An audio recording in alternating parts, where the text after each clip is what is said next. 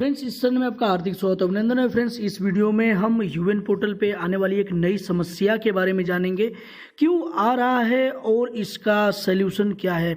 दोनों चीज़ इसी वीडियो में जानेंगे। यदि आप भी जानना चाहते हैं, वो लाभ उठाना चाहते हैं, तो कृपया इस वीडियो में बिना स्किप के लास्ट तक बने रहें।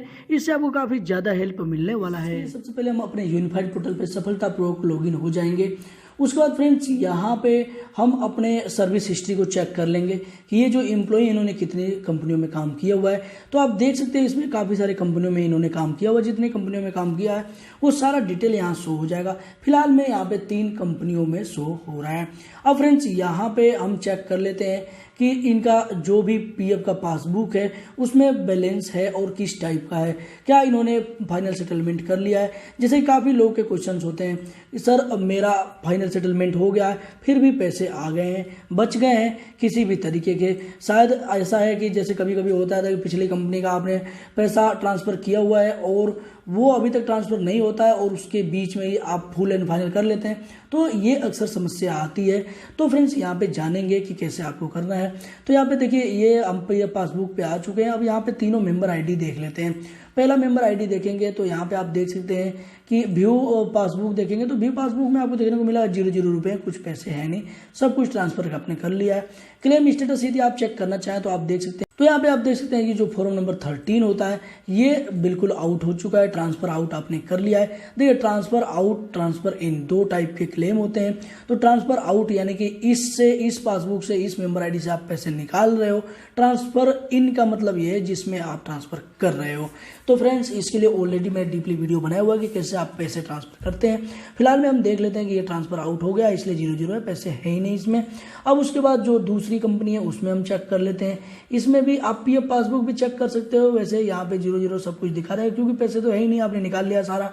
अब यहाँ पे व्यू क्लेम स्टेटस देखेंगे तो यहाँ भी आपको ट्रांसफर आउट देखने को मिल रहा है, यानी कि आपने दोनों कंपनियों का पैसा यहाँ पे ट्रांसफर आउट कर लिया है, ट्रांसफर कर लिया है। अब फ्रेंड्स, यहाँ पे आपको देखने को मिल रहा है जो भी पैसे जितने भी ट्रांसफर होते हैं सब कुछ यहाँ पे दिख जाता है। अब फ्रेंड्स, यहाँ पे हम देख लेते हैं जो लास्ट कंपनी यानी एक प्रेजेंट कंपनी है उसमें क्या। अब यार व्यू पासबुक देख लेंगे। जैसे आप व्यू पासबुक देखेंगे तो जो भी पैसे हैं यहाँ पे शो हो रहे हैं, जितने भी आपके पैसे हैं। आपका जो पैसा है, एम्प्लॉय शेयर क्या है, एम्प्लॉयर शेयर क्या है, वो दिख रहा है और टोटल जोड़ के आपका इतना पैसा दिख रहा है। अब फ्रेंड्स, हम देख लेते हैं कि क्या इस एम्प्लॉई ने पहले पैसे निकाल लिया, फाइनल सेटलमेंट कर लिया है। तो आपको यहाँ पे क्लेम स्टेटस पे आना पड़ेगा, व्यू क्लेम स्टेटस पे।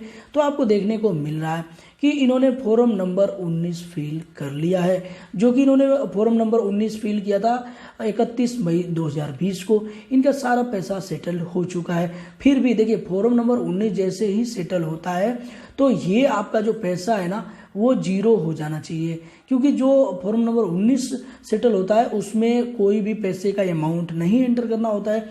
उसमें जितना भी आपका पैसा बनता है इस पासबुक में अवेलेबल होता है वो सारा पैसा आपको मिल जाता है। जैसे कि यहाँ पे 6,201 रुपये हैं तो यहाँ पे 0 हो जाएगा।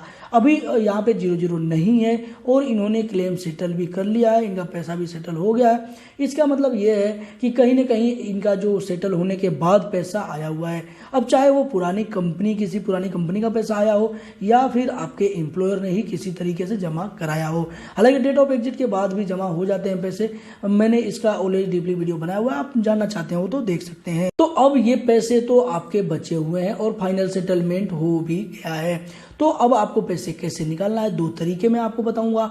यहाँ पे जैसे कि पहला तरीका है कि यहाँ पे आपका जो भी पैसा आप ट्रांसफर करोगे ना तो रिजेक्ट भी हो जाएगा। आप देखो, जैसे कि आप ट्रांसफर क्लेम करोगे ना तो पहले तो हम देख लेते हैं कि इन्होंने किया भी है ट्रांसफर क्लेम और ये ऑलरेडी सेटल करके रिजेक्ट भी हो जा रहा है। जैसे काफी लोगों के इशू होते हैं। यहाँ पे ऑनलाइन सर्विसेज भी जाएंगे और ट्रैक क्लेम स्टेटस देख लेंगे तो यहाँ पे देखने को मिल जाएगा आपको इन्होंने जितनी बार अपना पीएफ विड्रॉल के लिए ट्रांसफर किया है उतनी बार दिख जाएगा। ये काफी ज्यादा बार इन्होंने ट्राई किया हुआ है। और यहाँ पे क्या लिख कर आ रहा है, काफी लोगों के क्वेश्चन होते हैं, क्लेम रिजेक्टेड। यहाँ पे ऑलरेडी सेटल का ऑप्शन आता है, आपका पैसा सेटल हो गया है, क्या है, कब है, सब कुछ यहाँ पे दिख जाता है। तो अब आपको क्या करना है, अब करना ये है, पहला जो तरीका है, जो जेन्युइन तरीका, वो ये है कि अगर इस कंपनी में आपका पैसा है, अभी ये एक्चुअली करेंट कंपनी है, तो अब अगर आप दूसरी कोई भी कंपनी ज्वाइन करते हैं तो आप दूसरी कंपनी में सेम यूएन नंबर अपना दे दीजिए और वहाँ से पीएफ आप डिडक्ट करवाना चालू कर दीजिए। उसके बाद इन सारे पैसों को आप ट्रांसफ़र कर पाएंगे यहाँ पे। जैसा कि मैंने ऑलरेडी बताया कि कैसे आप पैसे ट्रांसफ़र कर सकते हैं। चूंकि ये पुरानी कंपनी हो जाएगी तो या one member one EPF account से यहाँ पे ट्रांसफ़र कर पाए। यहाँ पे आपको स्टेप 1 में दिख जाता है जितनी भी कंपनियां हैं प्रेजेंट से कराना चाहते हैं प्रेजेंट से आप ऐसे करके और गेट डिटेल मंगाएंगे तो जितनी भी सारे इस्टेब्लिशमेंट होंगे जिनका भी पैसा आपको ट्रांसफर करना होगा वो सारा कुछ शो हो जाता है। आप ट्रांसफर आसानी से ऑनलाइन कर सकते हो। जो दूसरा तरीका है वो मैं आपको बता देता हूँ। जो दूसरा तरीका ये है कि आपको ऑफलाइन तरीके से यहाँ पे अप्लाई करना पड़ेगा। अब ऑफलाइन तरीके भी ऐसे है कि काफ़ी जगह बंद हो चुके हैं, बिल्कुल हो ही नहीं रहे, काफ़ी रेयर केस में हो भी जाते हैं। तो इसके लिए आपको क्या करना है, आपके पीएफ ऑफिस पे आप मत जाइए। सबसे पहले आप अपने एम्प्लॉयर के पास जाइए और वहाँ पे पता लगवाइए या आप खुद से भी पता लगा सकते हैं कि ये पैसा आखिरकार कैसा है। क्या ये पुरानी कंपनी से ट्रांसफ़र हुआ है जबकि फाइनल सेटलमेंट होने के बाद हुआ है, क्यों नहीं ये फाइनल सेटलमेंट में आपका सेटल हुआ है। वो सारे रीजन निकालने के बाद अब आपको करना ये है कि अपने एम्प्लॉयर से एक लेटर भी लिखवा लेना है। देखिए ऑफलाइन फॉर्म तो आपको फिल करना ही है जो भी ऑफलाइन तरीके से भरना है, उसके साथ साथ लेटर भी लिखवाना है कि आपका ये पैसा है किस लिए ब्लॉक है, किस लिए आपके इस पीएफ पासबुक में ऐड है या फिर आपके यूएन अकाउंट में बचा हुआ है जबकि आपने फाइनल सेटलमेंट कर लिया है।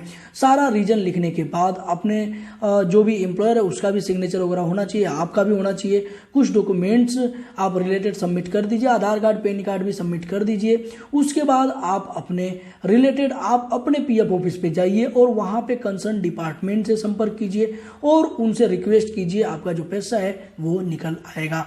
और यदि कहीं भाग दौड़ करना नहीं चाहते हैं तो आप कहीं नई कंपनी ज्वाइन कर लीजिए और वहाँ पे आप पुरानी कंपनी का पैसा नई कंपनी में ट्रांसफ़र कर सकते हैं और जो भी पैसा है आप निकाल सकते हैं।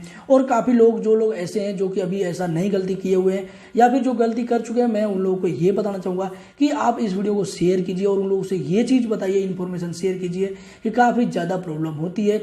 आप जो नई कंपनी है उसका पैसा बिल्कुल भी ना निकालें। नई कंपनी का पैसा तभी निकालें जबकि पुरानी सारी कंपनियों का पैसा ट्रांसफ़र हो चुका हो तो ही निकालें। काफ़ी ज़्यादा इशू हो सकता है, आपके पैसे फंस सकते हैं। तो फ्रेंड्स आई होप ये वीडियो आपके लिए काफ़ी ज़्यादा हेल्पफुल रहा होगा। इससे रिलेटेड और भी ज़्यादा वीडियो देखने के लिए आप हमारे चैनल पर विजिट कर सकते हैं, वहाँ पे काफ़ी सारे वीडियोज़ के लिंक आपको देखने को मिल जाएंगे। यदि आपने अभी तक हमारे चैनल को सब्सक्राइब नहीं किया और आप हमसे जुड़ना चाहते हैं तो हमारे चैनल को सब्सक्राइब करके आप हमसे जुड़ सकते हैं। इसी के साथ फिर मिलते हैं अपने नेक्स्ट वीडियो में, तब तक के लिए जय हिंद, जय भारत, वंदे मातरम।